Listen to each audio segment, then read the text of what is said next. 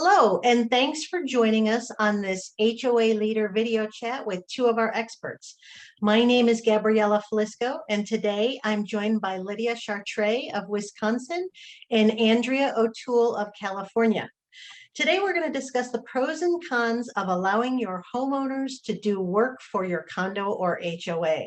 The topic has come up because an HOAleader.com reader has written in asking whether it's wise for individual homeowners to become state certified pool operators so they can conduct daily pool chemical testing and maintenance for the community as a way to avoid paying $95 per hour when the community's maintenance manager is unavailable.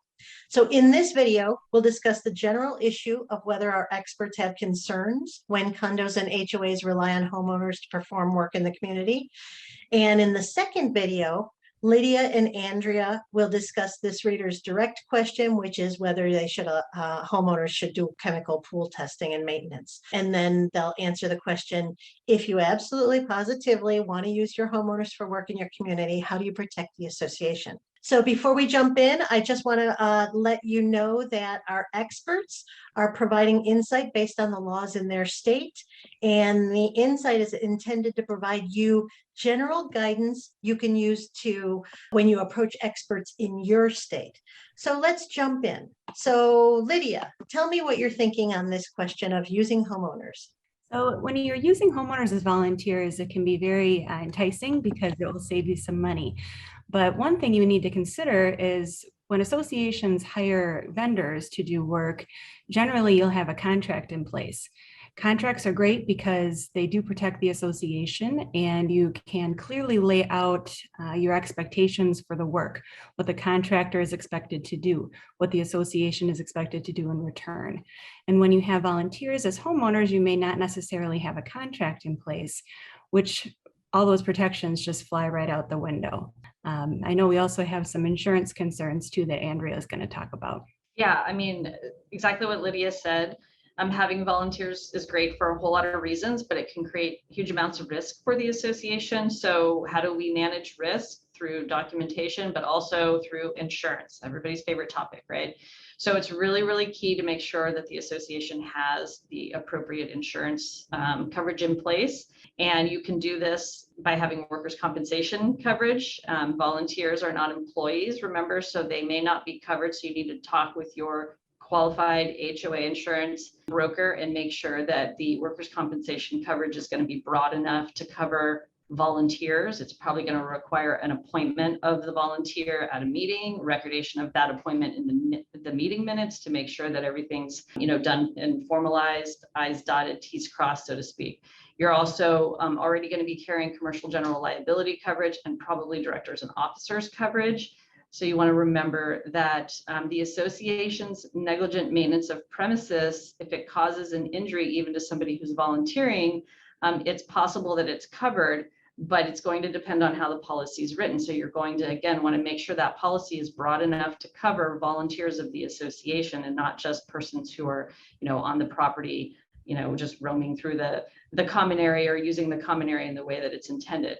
And then again, the directors and officers policy is generally going to cover directors and officers and committee members, including potential volunteers, for wrongful acts. So it's not probably going to cover injuries sustained by the committee members. So you're going to want to look to workers' compensation and the commercial general liability policies to cover those.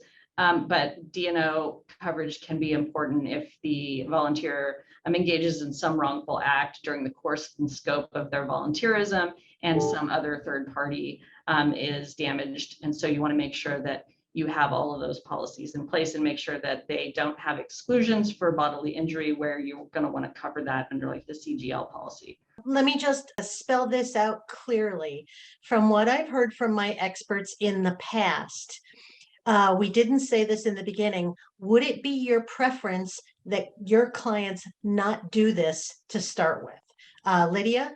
It would, just because, again, you can protect yourself so much better as an association by having a contract in place with a contractor who's insured. And we can shift some of that risk and liability onto the contractor rather than keeping it all in-house with the association. Andrea, is that your answer too? Yes, please don't do this. Yes, I mean, generally speaking, I think it's going to depend on what the volunteer is doing. I mean, there's obviously certain tasks that require a higher level of specialized expertise, like plumbing and electrical, things that create more risk, like going up on rooftops, climbing ladders. But there are things generally, that I think volunteers could do with fairly low amounts of risk. Of course, there's so many pitfalls, right? And so if an association really wants to do it, I think it's possible. And I think it helps foster community to have volunteers come out and do things. But at the same time, you have to make sure you've checked all the box on managing the risk appropriately, especially if you're on the board, because you have a duty to make sure that you're protecting the association. And so if the risk is too great, I 100% agree with Lydia. Hire a professional, collect assessments to pay for that work, and then be done with it. Great. All right. Thanks, Lydia and Andrea, for your quick takes on this topic. And listeners, thanks for joining us. We hope you'll join us again next month.